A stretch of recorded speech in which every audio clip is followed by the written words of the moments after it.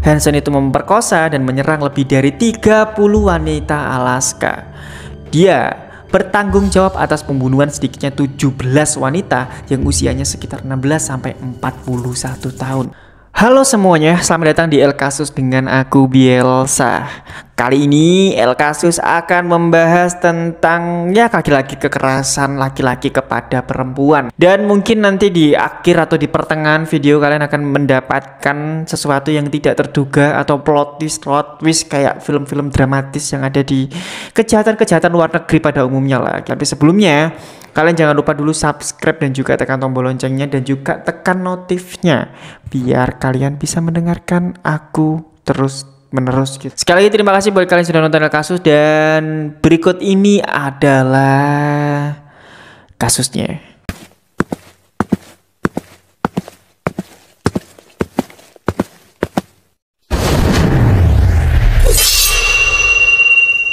Ini sebuah kasus yang sangat mengerikan karena ini melibatkan banyak hal yang cukup janggal.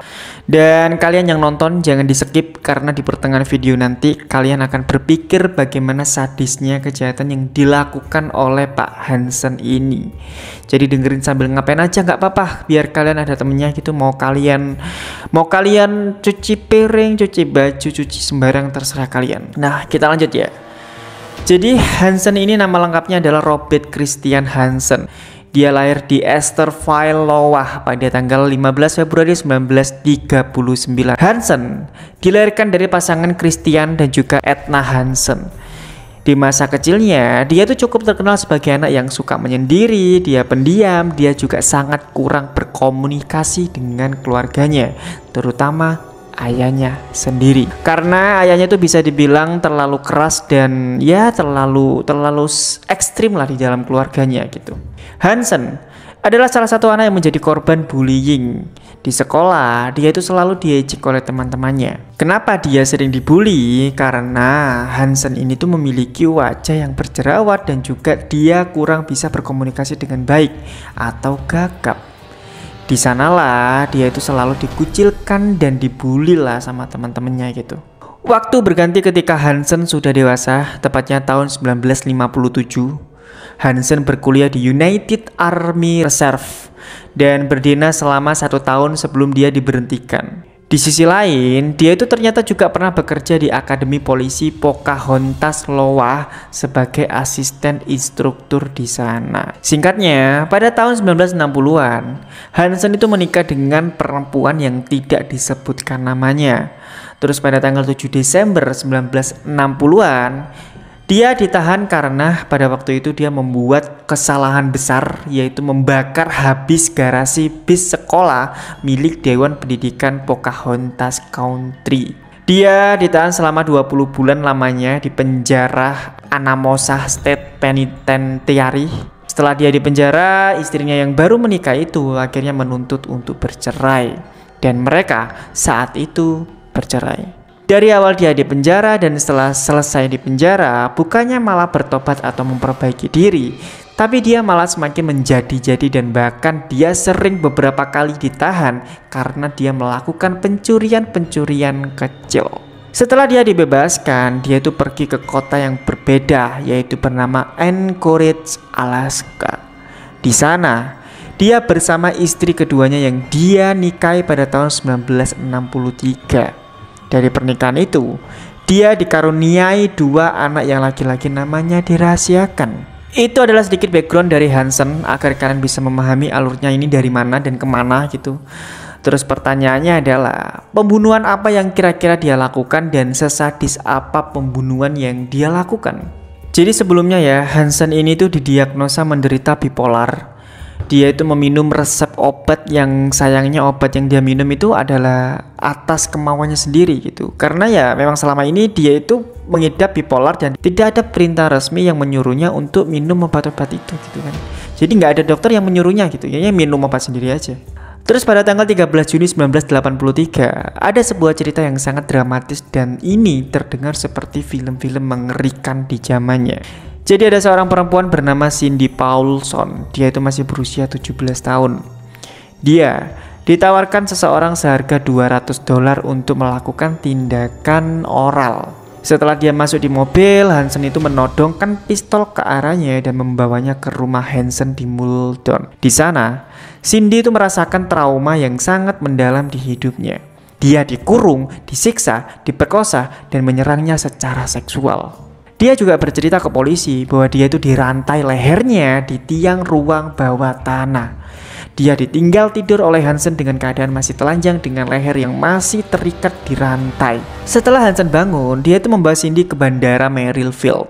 Hansen bilang bahwa dia itu akan membawanya jalan-jalan di pondok berburu sekitar sungai Knik di lembah Matanuska, yang mana tempat itu hanya bisa diakses menggunakan kapal atau pesawat kecil. Nah, di momen inilah Cindy itu memikirkan cara untuk kabur.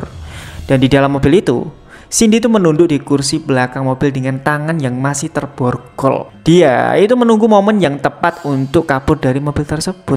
Pada saat Hansen itu sedang sibuk mengurus kokpit pesawatnya, Hansen itu membelakangi Cindy dan di momen itulah Cindy itu merangkak keluar dari kursi belakang, membuka pintu samping dan berlari menuju Sixers Avenue. Saat Hansen melihatnya lari, Hansen itu panik dan mengejarnya, tapi sayangnya itu percuma aja gitu. Karena ya pada akhirnya Cindy itu berhasil kabur dan ya menumpang mobil yang sedang lewat di jalan tersebut. Sopir yang menumpanginya pada saat itu merasa terkejut dan kasihan karena ya memang keadaan Cindy saat itu benar-benar gak karuan gitu loh. Cindy itu meminta kepada Pak Sopir untuk mengantarnya ke Mus-In.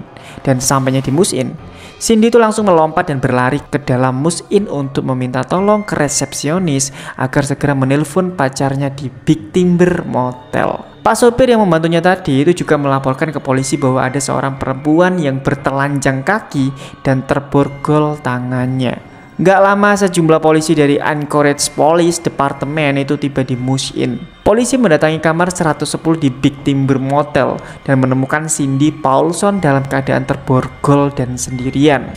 Dia dibawa ke markas APD dan berusaha untuk mendeskripsikan pelakunya. Dan tidak lama dari laporan itu, akhirnya Hansen ditangkap dan diinterogasi oleh polisi. Namun disinilah yang membuat aku agak greget ya. Jadi meskipun dia ditangkap ya, sebenarnya Hansen itu membantah semua tuduhan yang dituduhkan oleh Cindy. Hansen itu malah membalikkan fakta bahwa Cindy lah yang ingin mencoba mencari masalah dengannya. Dengan memperlihatkan kelakuan baik dan bekerjanya sebagai tukang roti dan juga dibantu teman Hansen bernama John Henning, akhirnya Hansen tidak dijadikan tersangka tapi malah kasusnya ditutup. Sekarang kita coba ke case yang berbeda ya. Ada seorang detektif yang berasal dari Alaska State Troopers, namanya adalah Glenn Flote. Dia itu adalah bagian dari tim yang menyelidiki penemuan beberapa jasad di dalam dan sekitar Anchorage dan juga lembah Matanuska. Di sana ditemukan jasad pertama pada tahun 1981 oleh seorang pekerja bangunan dekat Eklutnarot. Karena memang jasad ini tuh tidak pernah diidentifikasi oleh penyidik. Akhirnya ya jasad ini dijuluki Elkutna Annie. Terus pada tahun yang sama ditemukan lagi jenazah bernama Joanna Messina. Dia itu ditemukan di tambang kerikil dekat Seawards. Terus 1982 ada sisa-sisa jasad Sherry Morrow. Dia itu ditemukan di kuburan dangkal dekat Sungai Knik. Ketiga jasad itu semuanya ditemukan Glenn dan juga terduga pelaku dari penemuan itu. Akhirnya Glenn menghubungi agen Federal Bureau of Investigation bernama Roy Hazelwood. Glenn meminta bantuan untuk dilakukan pemrofilan psikologis kriminal berdasarkan penemuan 3 jasad itu. Ya nggak butuh waktu lama, Hazel itu menduga bahwa pelaku yang membunuh 3 orang itu adalah pemburu yang cukup mahir dalam melakukan aksinya. Dia itu mempunyai rasa percaya diri yang cukup tinggi. Pemburu itu juga diduga menyimpan barang-barang berharga hasil buruannya dan menduga bahwa pembunuhnya juga gagap.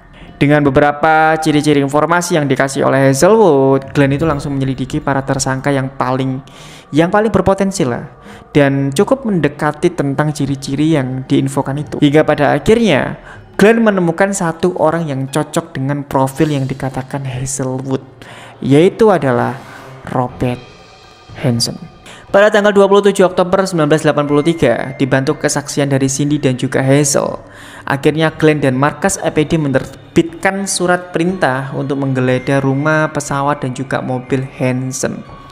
Penyidik menemukan banyak perhiasan yang dimiliki oleh orang-orang hilang itu. Mereka juga menemukan senjata api yang berada di loteng rumah Hansen. Penemuan yang paling besar yang mereka temukan adalah penyidik itu menemukan sebuah peta penerbangan yang mana di peta itu ada tanda-tanda X kecil yang tersembunyi di balik pagar tempat tidurnya. Dari semua hasil bukti-bukti dari penemuan itu, polisi menginterogasi Hansen tentang apa saja yang dia sembunyikan. Awalnya, Hansen itu membantah sebisa mungkin karena Hansen itu menyalahkan korban-korbannya dan berusaha untuk membenarkan motifnya.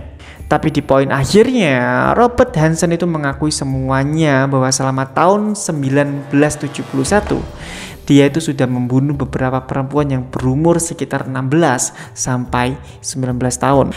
Hansen itu memperkosa dan menyerang lebih dari 30 wanita Alaska. Dia bertanggung jawab atas pembunuhan sedikitnya 17 wanita yang usianya sekitar 16 sampai 41 tahun. Tapi dari 17 itu, Hansen secara resmi dituduh membunuh 4 orang aja bernama Sherry Morrow, Joanna Messina, Eklutna Annie, dan juga Andrea Altieri. Sekaligus, dia itu juga menculik dan melakukan pemerkosaan terhadap Cindy Paulson. Dan kesimpulan dari kasus ini ya, Hansen itu dituduh melakukan penyerangan, penculikan, melanggar peraturan tentang senjata api, pencurian, dan juga penggelapan asuransi.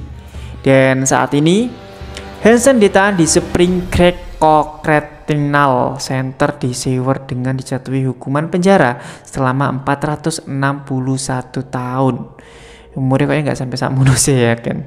Tapi maaf kalau misalkan penyebutan bahasa Inggris itu jelek ya, karena aku nggak iso bahasa Inggris gitu kan. Ya wis salah-salah, tapi tak kasih fotonya biar kalian ada gambaran lah ya, kayak opo gitu kan. Tempat penjaranya atau apa yang aku sebutin kayak gitu ya.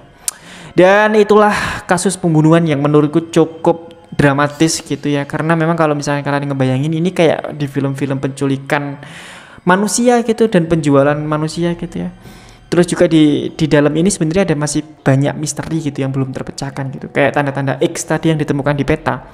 Itu kalau misalkan kayak ditelusuri gitu, bisa jadi itu mungkin korbannya itu lebih banyak dari polisi duga gitu lah. Tapi ya sekali lagi ya, ini semua itu aku ambil dari artikel-artikel berita yang memang sudah aku baca gitu, dan aku ketik ulang terus aku baca lagi gitu kan ya. Jadi maaf kalau misalkan ada salah atau apa-apa gitu kan. Dan itulah kasus pembunuhan yang aku ingin sampaikan kepada kalian. Dan sekali lagi, terima kasih buat kalian sudah nonton El Kasus dan sudah stay di YouTubeku. Dan sekali lagi, aku berterima kasih. Maaf kalau misalkan ada kalimat belibet atau nggak jelas ngomongnya gitu. Kalian bisa kasih kritik, kasih saran kira-kira apa yang bagus untuk channelku ini, biar kedepannya terus berkembang. Kasih komentar yang banyak, kasih like, dan kalau misalkan kalian suka di share aja, di like, ditekan tombol loncengnya, ditekan tombol subscribe-nya, biar nantinya kalian bisa terus mendapatkan notif dari YouTubeku. Sekali lagi terima kasih dan sampai jumpa lagi di El Kasus selanjutnya. Bye bye. Waduh, aku